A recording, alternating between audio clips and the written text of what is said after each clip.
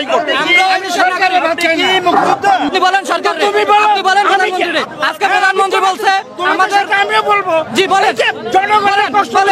মুক্তিযোদ্ধা তুমি সম্মান দিচ্ছি, আমি তোমাকে ভাতা দিচ্ছি, তোমার ছেলেকে চাকরি দিচ্ছি, তোমার স্ত্রীকে ভাতা দিচ্ছি, তোমার নাতিকে দিচ্ছি, তারপরে আর কি চাও?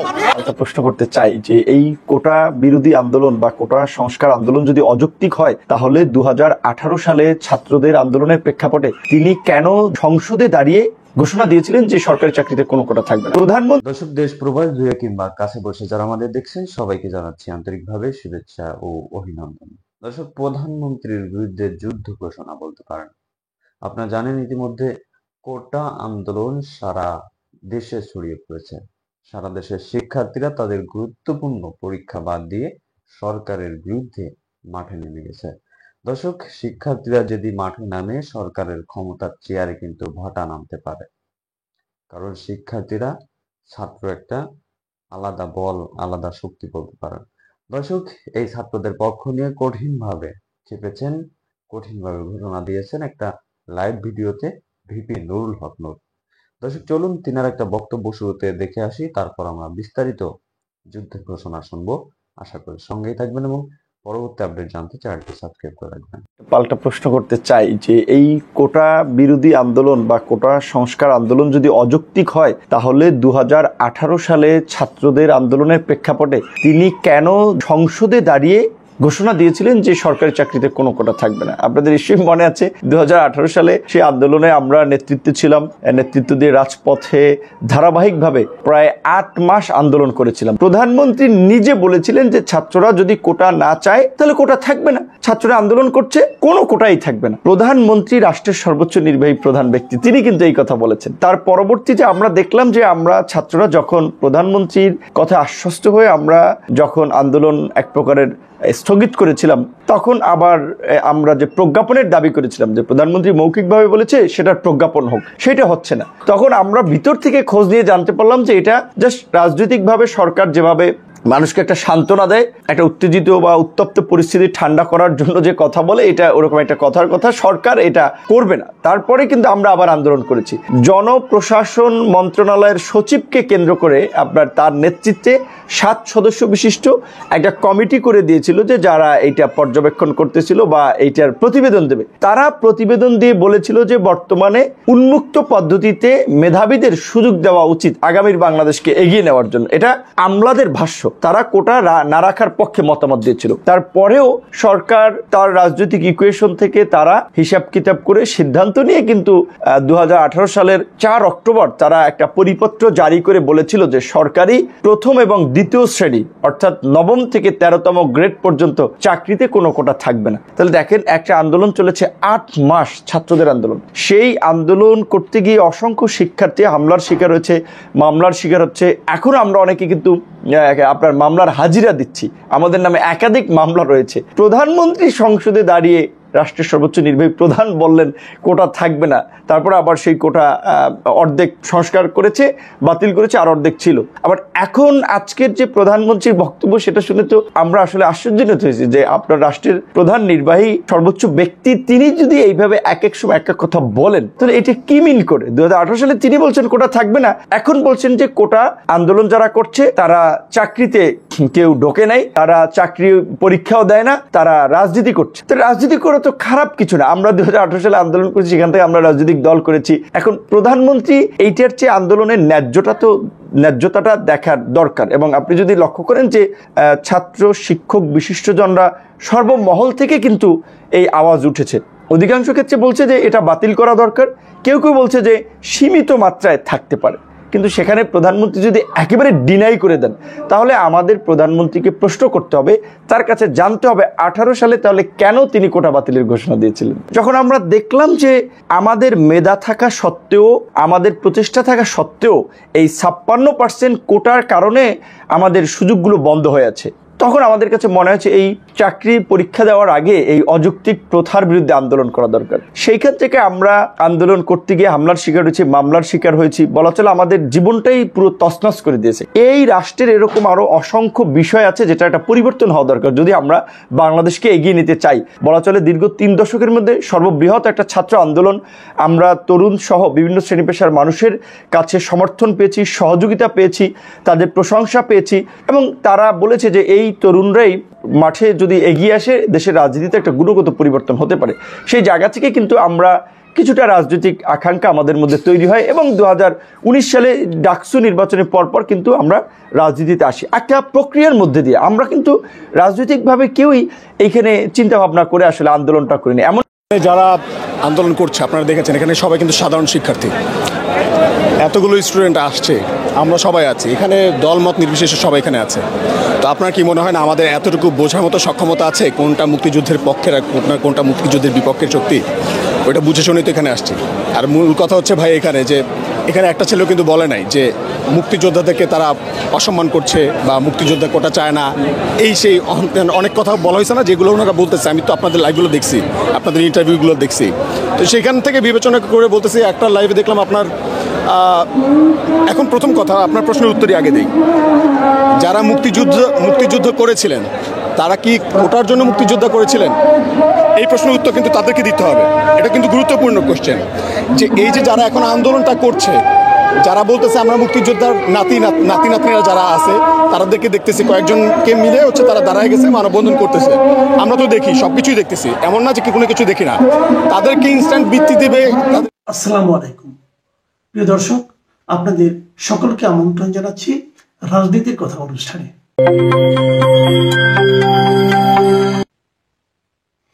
কোটা নিয়ে সারা দেশে আন্দোলন চলছে। আন্দোলন করছে কারা? ছাত্ররা। আর এই আন্দোলনে প্রতিক্রিয়া প্রকাশ করার কথা কার? প্রতিক্রিয়া অথবা ক্রিয়া যাই আমরা বলি না, এটা ছাত্ররা আন্দোলন করছে কার কাছ থেকে বক্তব্য পাওয়ার জন্য অথবা কার কাছ থেকে সিদ্ধান্ত পাওয়ার জন্য? তারা আন্দোলন করছে সরকারের কাছ থেকে একটা সিদ্ধান্ত পাওয়ার জন্য। সরকার কি সেই সিদ্ধান্ত দিচ্ছে অথবা দেওয়ার কোনো নমুনা কি সরকারের আচরণে, সরকারের কোনো একজনের কোনো পর্যায়ের কোনো একজন নেতা অথবা মন্ত্রী অথবা কারোর কাছ থেকে সে ধরনের কোনো আচরণের নমুনা কি পাওয়া যাচ্ছে? না, পাওয়া যাচ্ছে না। এই যে পাওয়া যাচ্ছে না, সরকার যে কোনো গুরুত্বই দিচ্ছে না, পাত্তাই দিচ্ছে না, এটাকে আলটিমেটলি আপনারা কিভাবে দেখবেন?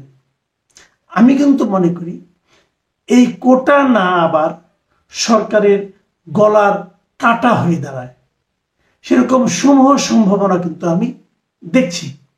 আমি আজকে কোটার যৌক্তিকতা নিয়ে, চাকরিতে যে কোটা সিস্টেম যেটা আছে যার প্রতিবাদে ছাত্ররা আন্দোলন করছে, সেটার যৌক্তিকতা নিয়ে আজকে আমি কিছু বলবো না। এই কারণে এই নিয়ে আমি এর আগেও একাধিক অনুষ্ঠান করেছি এবং আমি আমার বক্তব্য দিয়েছি। কাজে সে আলোচনা আমি আরেকদিনের জন্য তুলে রাখলাম আরো ডিটেইল আলোচনা করার জন্য। এই যৌক্তিকতাটা কি, আজকে আমি কোটা নিয়ে কি হচ্ছে সে কথাটা একটু বলতে চাই। দেখুন, কোটা নিয়ে আন্দোলন শুরু হয়ে গেছে, কিন্তু এই আন্দোলন এখন ঢাকা ছাড়িয়ে সারা দেশব্যাপী চলে গেছে। প্রতিদিন সংবাদপত্র খুললে আপনি একটা ঘটনা, একটা না একাধিক ঘটনা, সারা দেশের ঘটনা দেখতে পারবেন। আজকে আমি 7 তারিখে যে পত্রিকাগুলো দেখলাম সেখানে কি পেলাম দেখেন, শিরোনামগুলো আপনারা শুনুন কেবল। যে কোটা বিরোধী আন্দোলন, শাহবাগের সঙ্গে হোটেল ইন্টারকন্টিনেন্টালের মোড়ও অবরোধ। মানে হোটেল ইন্টারকন্টিনেন্টালে যে সমস্ত বিদেশিরা আজকে ঢুকেছেন অথবা ঢুকতে চেয়েছেন, তারা জেনেছেন এদেশে কিছু একটা হচ্ছে।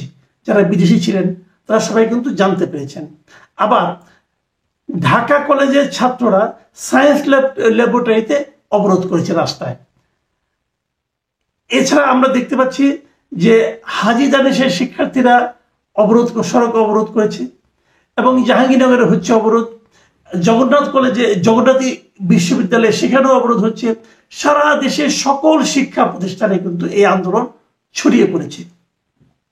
এবং তারা কেন আন্দোলনটা করছে?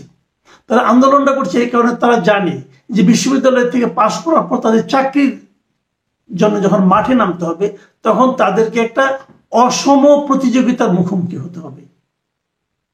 পুরোপুরি অসম প্রতিযোগিতা, মেধার ভিত্তিতে সেখানে চাকরির সুযোগ থাকবে মাত্র 44% মানুষের, বাকি 56% থাকবে কোটা।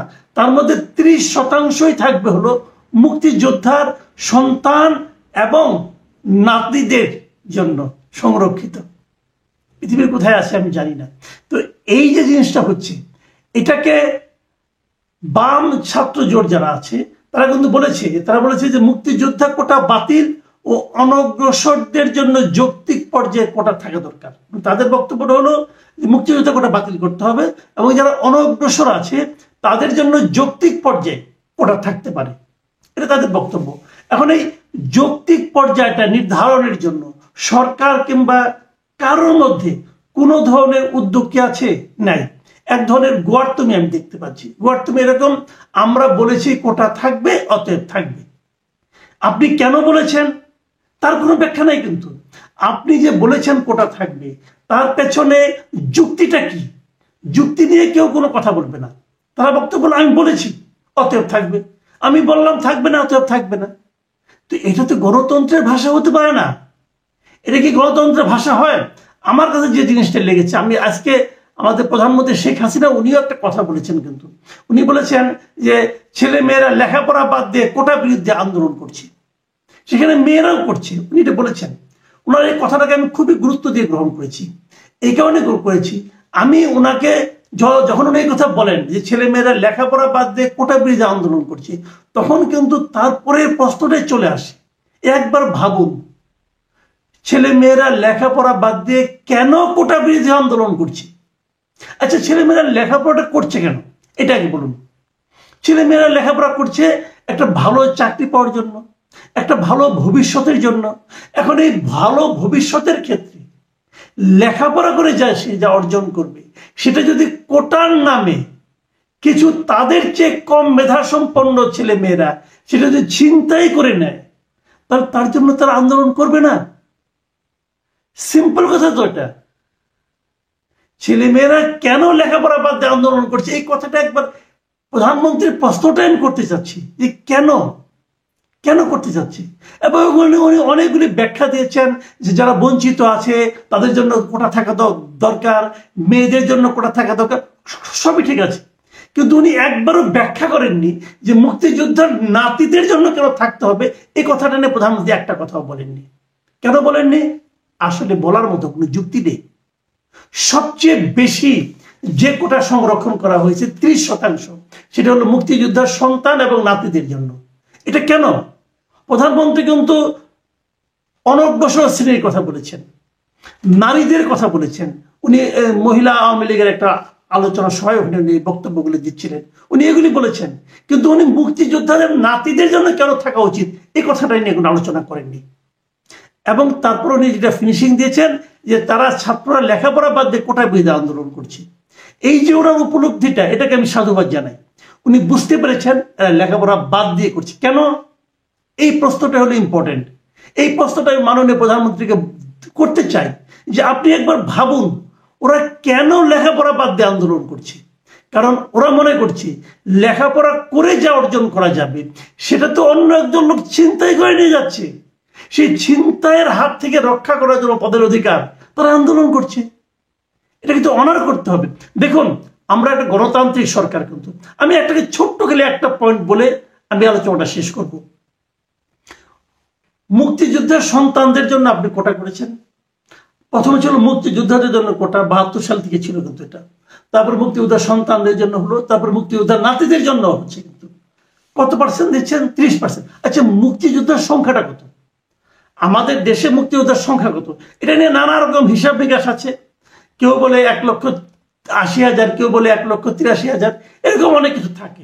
আমি ধরে নিচ্ছি 1,83,000-এর সামান্য বেশি, যে নাকি সর্বশেষ তথ্য মুক্তিযুদ্ধ বিষয়ক মন্ত্রণালয়ের। এই 1,83,000 যদি মুক্তিযোদ্ধা থাকে তাহলে 71 সালে এরা যুদ্ধ করেছে আমি ধরে নিচ্ছি। এর মধ্যে এখন পর্যন্ত জীবিত আছে লাখখানেক, বাকিরা মারা গেছেন। ওকে, তাহলে এদের সন্তানরাই তো, যারা মারা গেছেন তাদেরও সন্তান, তাদেরও সন্তানের সন্তান, এই তো ফাইন। 1,83,000 যে সংখ্যাটা, ওই সময় আমাদের দেশের জনসংখ্যা ছিল কত? 7.5 কোটি। তো 7.5 কোটির মধ্যে 1,83,000 কত শতাংশ? আমার হিসাবে 2.44%। ধরা যাক 2.5%, আমি একটু বাড়িয়ে ধরলাম 2.5%। তো তখন যেটা 2.5% ছিল, তাদের নাতি নাতনির সংখ্যা বেড়েছে, কিন্তু 2.5%-এর বাইরে যে 97.5% ছিল যারা নাকি যাদের আপনারা মুক্তিযুদ্ধ বলছেন না, যদি আমি মনে করি এদেশের রাজাকার ছাড়া সবাই মুক্তিযোদ্ধা, তারপরে যদি আপনি না বলতে চান যে তারা মুক্তিযুদ্ধ করে নাই, এদেশে বসে বসে মানে আরামে আরামে ছিল, তাদের কোনো টেনশন ছিল না, যদি আপনারা বলেন, ধরলাম বললেন, যারা মারা গেছে তাদেরও বাদ দেন, তাদেরও কোনো ত্যাগ নাই, সব ত্যাগ মুক্তিযোদ্ধাদের। আর যারা জীবন দিয়ে দিল তাদের কোনো ত্যাগ নেই। 3 লাখ নারী যে ধর্ষিতা হলেন তাদের কোনো ত্যাগ নাই, সব ত্যাগ ওই 1,83,000-এর ধরে নিলাম আমি। তাও তো এই যে 97.5% তাদেরও সন্তান হয়েছে, তাদেরও নাতি নাতনি হয়েছে, আমি ওই হিসাবটাকে ওভাবে রাখতে চাই। এরাও বেড়েছে, ওরাও বেড়েছে, 7.5 কোটি থেকে 17 কোটি হয়েছে। এখন তো তারা এখন 2.5% আছে 17 কোটির মধ্যে। তো 2.5% মানুষের জন্য আপনি 30% আসন সংরক্ষিত রাখতে চান, এটা কি গণতন্ত্র বলে? এটা কি গণতন্ত্র? এটা কি সুবিচার হলো? আপনার 2.5% লোককে সুবিধা দেওয়ার জন্য আপনি 97.5% মানুষকে বঞ্চিত করতে চান, বিরক্ত করতে চান, ক্ষুব্ধ করতে চান। আপনার গণতান্ত্রিক মানসিকতাকে আমি আর যাই হোক শ্রদ্ধা করতে পারছি না। প্রিয় দর্শক, এখন এই পর্যন্ত। তো প্রিয় দর্শক, দেখলেন খুবই গুরুত্বপূর্ণ একটি প্রতিবেদন। জনাব তাজ হাসনুর থেকে আমরা গুরুত্বপূর্ণ তথ্য শুনছিলাম। তার আগে আমরা দেখেছি ভিপি নুরুল হকের একটা প্রতিবেদন। দর্শক, এই বিষয়ে আপনি কি বলবেন? এ বিষয়ে আপনার নিজস্ব ভাবে কি বলা আছে? এই কোটা থাকবে না উঠে যাবে? আপনারা অবশ্যই কমেন্টে জানাবেন। দর্শক, অনেকেই চাচ্ছে যে কোটা উঠে যাক, কারণ সব বাড়ি কিন্তু মুক্তিযোদ্ধা নেই, যার কারণে সব বাড়ির লোকজন চাকরি পাবে না। তো এই বিষয়ে আপনার মতামত কি অবশ্যই জানাবেন, এবং পরবর্তী আপডেট সবার আগে পেতে আমাদের চ্যানেলটি সাবস্ক্রাইব করে রাখবেন এবং পাশে রাখা বেল আইকনটি বাজিয়ে রাখবেন। তো ধন্যবাদ এতক্ষণ আমাদের সাথে থাকার জন্য।